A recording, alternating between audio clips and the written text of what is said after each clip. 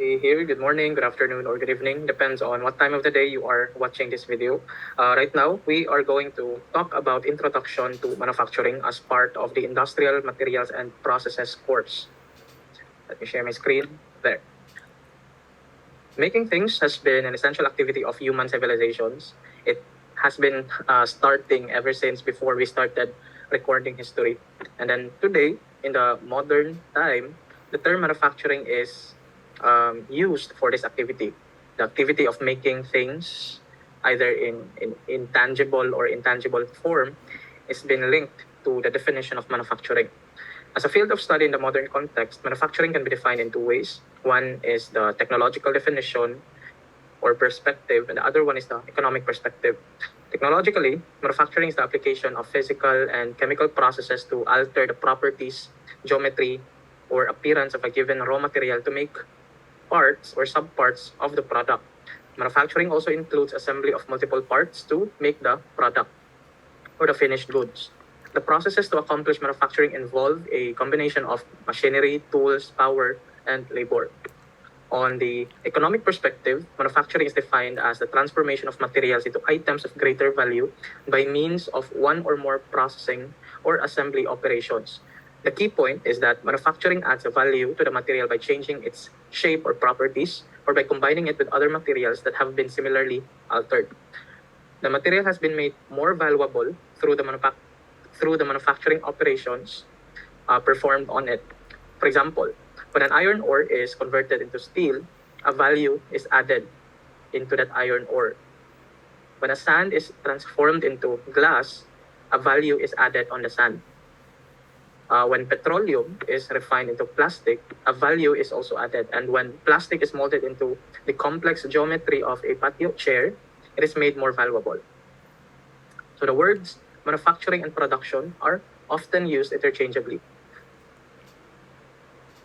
Now let's talk about manufactured products, because we've been talking about that manufacturing is all about creating products. So the final products made by the manufacturing industries can be divided into two major classes. One is the consumer goods and the other one is the capital goods. Consumer goods are products purchased directly by consumers, such as cars, personal computers, televisions, tires, food, and tennis rackets. So anything that is consumed by the consumers. While capital goods are products that are purchased by companies or by individuals to produce goods and or provide services. Examples of capital goods include aircraft, computers, communication equipment, medical apparatus, trucks, buses, railroad, locomotives, machine tools, construction equipment, anything that is generally used to produce another product or to provide a service is called capital goods. So these goods or products are being capitalized with an expectation of return of revenue from the organization or for the individual that bought that product. Most of these capital goods are purchased by the service industries. So the manufactured capital goods purchased by the service sector are the enablers of the sector. Without capital goods, the service industries could not function. But we also have other manufacturing products that is not part of the bigger part, a bigger categories of the manufactured products. We'll just call it other manufacturing products. This includes materials, components, and supplies used by companies that make the final product. Examples of these items include sheet steel, bar stock, metal stampings, machine parts, plastic moldings and extrusions, cutting tools, dyes, molds, and lubricants. Most of these are raw materials, components, and supplies that helps or aids in the creation of a work in process material or for the final product of an organization. And now let's talk about production quantity. By the way, we are familiarizing terms that are generally used in the manufacturing discipline or in the study of manufacturing. We often hear the terms product quantity and product variety, but not everyone understands what these terms really mean. So production quantity refers to the number of units produced in a period of time of a particular product type. So the term there is quantity. Some plants produce a variety of different product types, each type being made in low or medium quantities. Other plants specialized in high production of only one product. It is important to identify product variety as a parameter distinct from production quantity, because sometimes manufacturing industries are categorized based on the quantity of the product that they are producing in a period of time. Let's say, for example, for a micro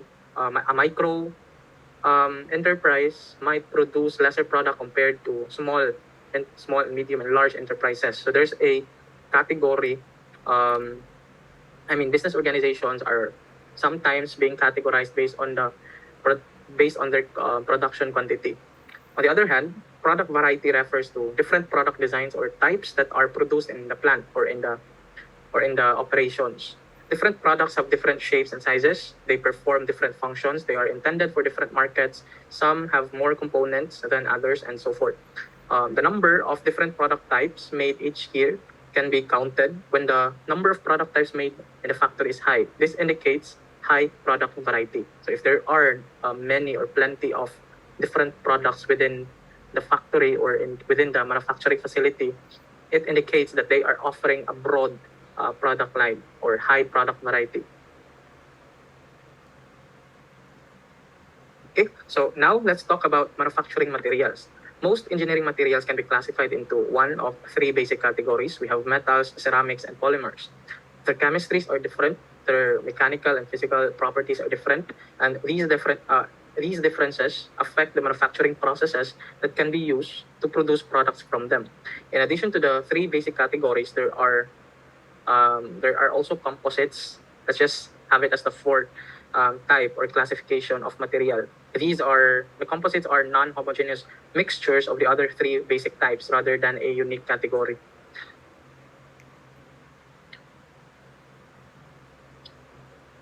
Talking about our first classification of material, we have metals. Metals used in manufacturing are usually alloys, which are composed of two or more elements, with at least one being a metallic element. So if you had your chemistry before, when you had your chemistry for engineers, or even in senior high, you would be familiar what an alloy is. So it's a combination of two or more elements, with at least one being a metallic element. Metals and alloys can be divided into two basic groups. These are the ferrous and non-ferrous. Ferrous metals are based on iron, from the word itself, ferrous, which means iron. The group includes steel and cast iron. These metals constitute the most these metals constitute the most important group commercially. More than 3/4 of the metal tonnage throughout the world are composed of ferrous metals. Pure iron has limited commercial use, but when alloyed with carbon, iron has more uses and greater commercial value than any other metal. Alloys of iron and carbon form steel and cast iron. And steel, on the other hand, can be defined as an iron or carbon alloy containing 0.02% to 2.11 carbon. It is the most important category within the ferrous metal group. Its composition often includes other alloy elements such as manganese, chromium, nickel, and molybdenum to enhance the properties of the metal. So later on, we'll talk about how metallic properties are being enhanced through different processes. Applications of steel include construction, when we construct bridges, beams, nails, and also in transportation, when we construct trucks, railroads, and rolling stock for trains, and consumer products such as automobiles and appliances. Cast iron is an alloy of iron and carbon, which is 2% to 4% carbon, used in casting, primarily for sand casting. And then silicon is also present in the alloy in amounts from 0.5% to 3%. These are highly chemical. So I hope you can catch up with regards to the composition of these metals. Cast iron is available in several different forms, of which gray cast iron is the most common. Its applications include blocks and heads for internal combustion engines. Non-ferrous metals, on the other hand, include the other metallic elements and their alloys. In almost all cases, the alloys are more important commercially rather than pure metals. The non-ferrous metals include the pure metals and alloys of aluminum, copper, gold, magnesium, nickel, silver, tin, titanium, zinc, and other metals. In comparison, in terms of magnetic strength or magnetability, ferrous metals are magnetic and non-ferrous metals are not. In terms of value, non-ferrous metals are more valuable than ferrous metals. And with regards to resistance to rust or corrosion, ferrous metals have less resistance to rust compared to non-ferrous metals, and both are recyclable. Next classification of material is ceramics. Ceramics is defined as a compound containing metallic or semi-metallic and non-metallic elements. Typical non-metallic elements are oxygen, nitrogen, and carbon. Ceramics include a variety of traditional and modern materials. Traditional ceramics, some of which have been used for thousands of years, include clay, which is abundantly available, consisting of fine particles of hydrous aluminum silicates and other minerals used in making brick, tile, and pottery. Silica is also the basis of nearly all glass products, and alumina and silicon carbide, which are two abrasive materials used in grinding. Modern ceramics include some of the preceding materials, such as alumina, whose properties are enhanced in various ways through modern processing methods. Newer ceramics include carbide or carbides, which are metals such as tungsten carbide and titanium carbide, which are widely used as cutting tool materials. And also nitrides, which is a metal and semi-metal nitrides used also for cutting tools and grinding abrasives. For processing purposes, ceramics can be divided into crystalline ceramics and glasses. Different methods of manufacturing are required for two different types. For crystalline ceramics, it is formed in various ways from powders and then fired. Fired meaning it is heated to a temperature below the melting point to achieve bonding between the powders. While the glass ceramics, or simply glass, it can be melted and casted and then formed in processes such as traditional glass blowing. The third classification of material is the polymer. A polymer is a compound form of repeating structural units called mers, whose atoms share electrons to form very large molecules. So these are very chemical definition. So polymers usually consist of carbon plus one or more other elements such as hydrogen, nitrogen, oxygen, and chlorine. Polymers are divided into three categories. We have thermoplastic polymers, thermosetting polymers or thermosets, and elastomers. Thermoplastics can be subjected to multiple heating and cooling cycles without substantially altering the molecular structure of the polymer. Common thermoplastics include polyethylene, polystyrene, polyvinyl, and nylon. Thermosets, on the other hand, chemically transform into a rigid structure on cooling from a heated plastic condition, hence the name thermoset or thermosetting. Members of this type include phenolics, amino resins, and epoxies. Although the name thermoset is used, some of these polymers cure by mechanisms other than heating. And lastly, elastomers are polymers that exhibit significant elastic behavior, hence the name elastomer, so elastic. They include natural rubber, neoprene, silicone, and polyurethane. So those materials are examples of elastomers. Last classification of material is the composite. Composites are found in nature. I mean, composites can be found in nature, but during this time, due to the advanced technologies and processes that we have, we can actually create composite on our own with the right machine and operations. One of the example of a composite occurring naturally is wood, and they can be produced synthetically. The synthesized type is of greater interest here in composite, and it includes glass fibers in a polymer matrix such as fiber reinforced plastic. Polymer fibers is one of the matrix of a second polymer, such as an epoxy Kevlar composite, and ceramic in a metal matrix such as tungsten carbide in a cobalt binder to form a cemented carbide cutting tool. Because if you can still remember, composites, it's just a combination of the previous three classification of material. So it can be a combination of metal and ceramics or polymers or metal, and so on and so forth. Some composites combine high strength with lightweight and are suited to applications such as aircraft, aircraft components, aircraft parts, car bodies, boat hulls, tennis rackets, fishing rods, mats, and so on and so forth. Other composites are strong, hard, and capable of maintaining these properties at elevated temperature. For example, are cemented carbide cutting tools. So these are examples in the slide, or some of the examples of composites. We have carbon fibers, we have metallic composites, and wood fibers.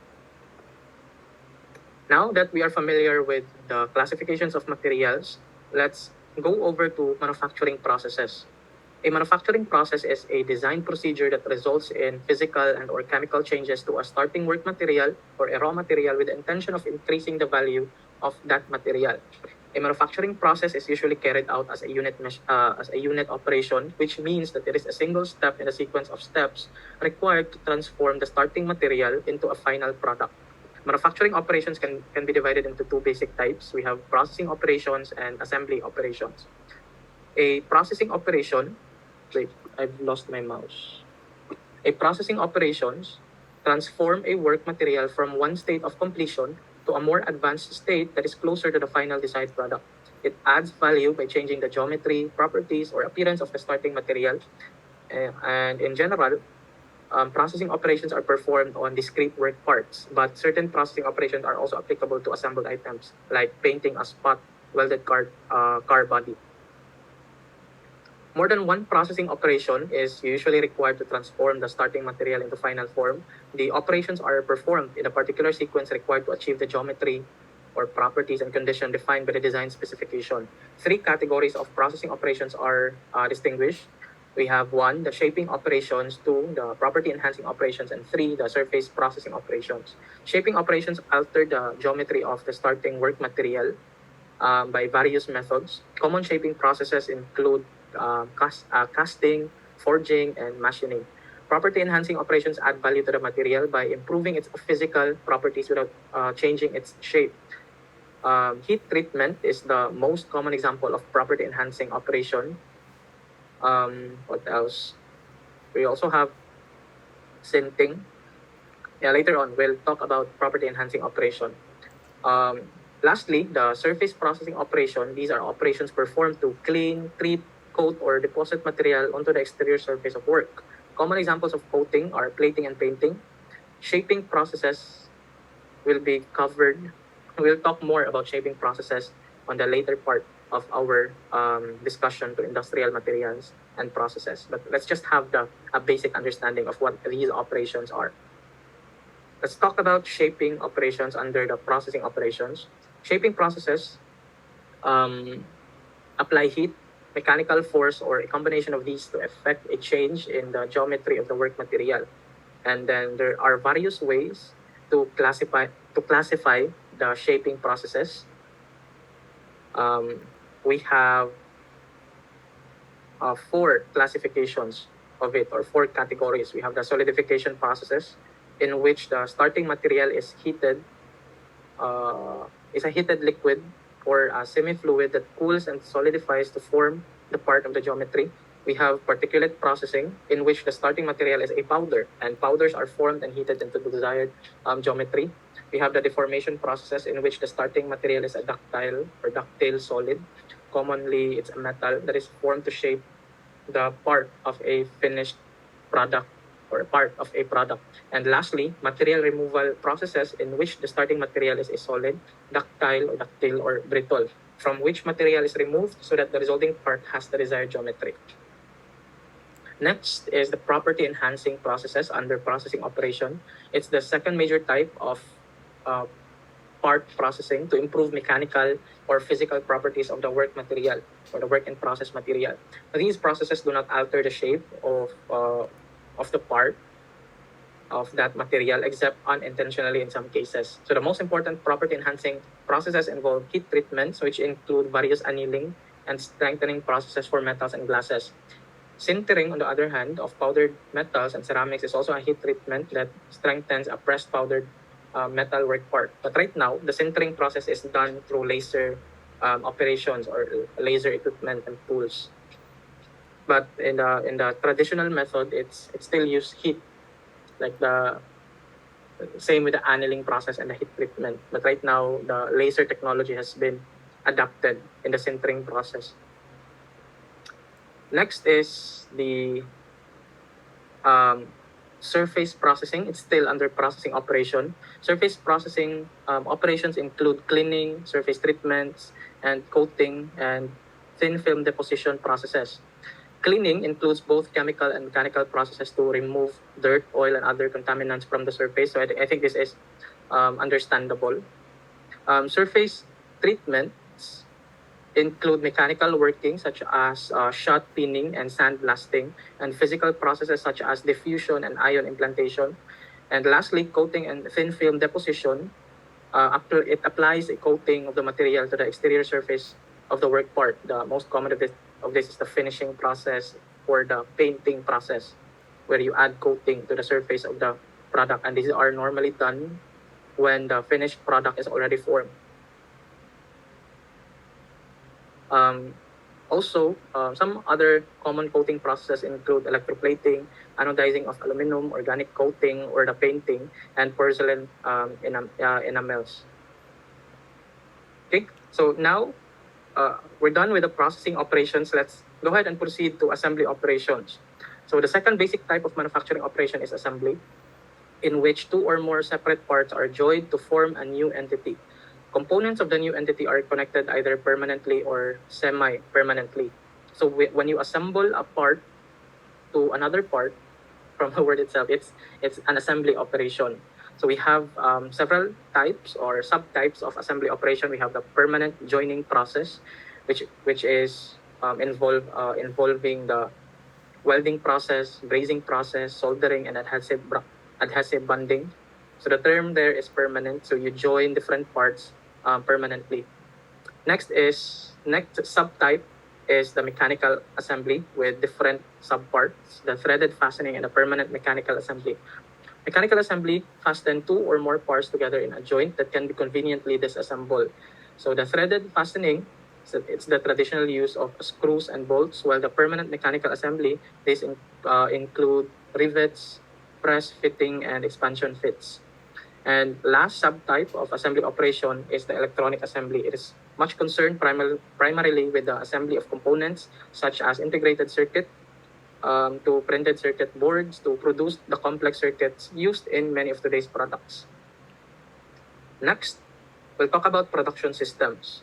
To operate effectively, a manufacturing firm must have systems that allow it to efficiently accomplish its type of production. So production systems consist of people, machine, information, equipment, energy, and procedures designed for the combination of materials and processes that constitute an organization's manufacturing operations.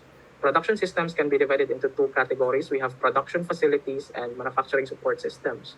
Production facilities refer to the physical equipment and arrangement of equipment in the operations floor or in the factory, while manufacturing support systems are the procedures used by the company to manage production and solve technical, non-technical, and logistics problems encountered in ordering materials, moving work through the factory, and also ensuring that product meet quality standards. Both categories include people. People make these systems work. In general, direct labor workers are responsible for the operations processes, and professional staff workers are responsible for manufacturing support. So as industrial engineers, we have our training ground is really for both sides of the manufacturing system or in the manufacturing world. So we can work as direct workers where we are directly responsible in the operations processes, or we can work as professional staff workers in the production systems. But generally, if we aim to be managers, our work area should really be under the production systems because our mind should be wired to think systemically.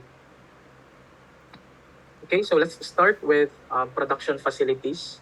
We actually have several types of production facilities, but let's just talk about the job shop first. So in the low quantity range, which is producing 1 to 100 units per year or annually, the term job shop is often used to describe the type of production facilities. By the way, we'll be talking about type of production facilities. So a job shop makes low quantities of specialized and customized products. The products are typically complex, such as space capsules, prototype aircraft, and special machinery. The equipment in a job shop is general purpose, and the labor force is highly skilled. A job shop must be designed for maximum flexibility to deal with the wide product variations encountered or hard product variety. If the product is large and heavy and therefore difficult to move, it typically remains in a single location during its fabrication or assembly. Thus, the name fixed position layout is the ideal layout for job shop for this type of production facility. The fixed position layout, um, workers and processing equipment are brought to the product rather than moving the product to the equipment. In a pure situation, the product remains in a single location during its entire production. Examples of such products include ships, aircraft, locomotives, and heavy machinery. In actual practice, these items are usually built in large modules at single locations, and then the completed modules are brought together for final assembly using large capacity cranes. The next type of production facility is batch production. So it's in the medium quantity range of production level, which is 100 to 10,000 units annually. And then when product variety, under this production facility, you really need to think about the variety of the product, because normally under batch production, the product variety is hard. The production rate of the equipment is greater than the demand rate for any single product type, and so the same equipment can be shared among multiple products. The changeover between production run takes time to change tooling and set up the machinery. The setup time is actually a lost production time, and this is a disadvantage of batch manufacturing. So batch production is commonly used for make-to-stock situations in which items are manufactured to replenish inventory that has been gradually depleted by demand. It is often possible to configure the manufacturing system so that groups of similar products can be made on the equipment without significant lost time during the setup. The processing or assembly of different parts or products is accomplished in cells consisting of several workstations or machines. So thus the term cellular manufacturing. So the cellular manufacturing is often associated with the batch production type of facility. So each cell is designed to produce a limited variety of product or part configurations. That is, the cell specializes in the production of a given set of similar parts according to the principles of group technology. So the parts of a finished product are being grouped together in modules or in cells, and then on each cell, they are only dedicated to produce that particular part of the product. So yeah, under the principles of group technology. Okay, so next. I can't move my slide. There.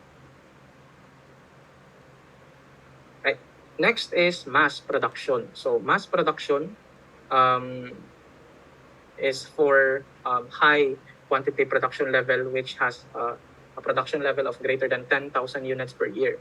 And we have different type of mass production. We have the quantity production, which is more focused on single parts, on single pieces of equipment. And we also have the flow line production, wherein multiple pieces of equipment or workstations are arranged in sequence and the work units are physically moved through the sequence to complete the product. And then the type of layout ideal to these different types of mass production facilities is also different. For quantity production, the ideal type of layout is the process or cellular layout. And then for flow line production, the product layout is more ideal. So the figure below or the exhibit below shows an example of a product layout wherein the material is being passed through an assembly line consisting of a conveyor belt or an equipment and a worker working in a line. So the focus is to produce a product in a quicker time by forming equipment, people in a line together with a conveyor belt, wherein the non-value adding activity for transport are minimized, because the priority is to really produce large quantity of product. Okay, so to operate, we're done with the facilities, and now let's talk about production support systems. To operate facilities efficiently, a company must organize itself to design processes and equipment, plan and control production orders, and satisfy product quality requirements. These functions are accomplished by manufacturing support systems. people and procedures by which a company manages its production operations. Most of these support systems do not directly contact the product, but they plan and control its progress through the factory. So it's a managerial work, really. And manufacturing support functions are often carried out in the firm by people organized into departments such as the manufacturing engineering. The manufacturing engineering department is responsible for the planning of the manufacturing processes, deciding what processes should be used to make the parts and assemble the products, and so on and so forth. This department is also involved in the design and ordering of the machine tools and other equipment that will be used in the operations. Next is production planning and control. This department is responsible for solving the logistics problem in manufacturing, ordering materials and purchase parts, scheduling production, and making sure that operating departments have the necessary capacity to meet the production schedules. Later on in your operations management, you will learn more about production planning and control. And lastly, the quality control. It's also part of the production support system because producing high quality products should be a top priority of any manufacturing firm, especially in today's competitive environment. It means designing and building products that conform to specifications and satisfy or exceed expectation of the customer. Much of this effort is the responsibility of the quality control department. Okay, so this wraps up our discussion to introduction to manufacturing. In our next module, we'll talk more about in-depth discussion about engineering materials. So thank you so much for listening for my discussion for introduction to manufacturing. I hope you will have a fun learning journey ahead and stay safe. Goodbye for now.